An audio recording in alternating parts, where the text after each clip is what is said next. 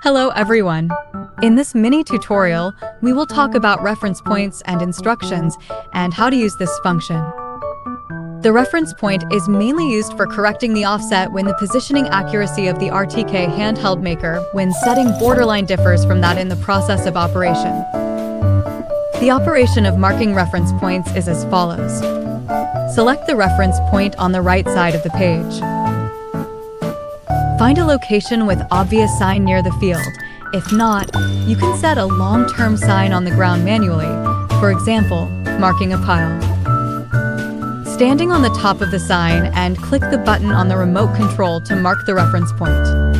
Instructions. Make sure the land around your sign is flat so that the drone can be placed smoothly. The reference point could be marked outside of the field. The operation methods are as follows. Put the drone on your reference sign. Click the field to conduct routes planning. When route parameter planning is completed, click Next to correct the offset. Click the button Correct Offset, then the position of the field would shift from original place. Click Next so as to start your operation. Notice, you need to adjust the offset manually if it's incorrect. That's all for today's mini tutorial.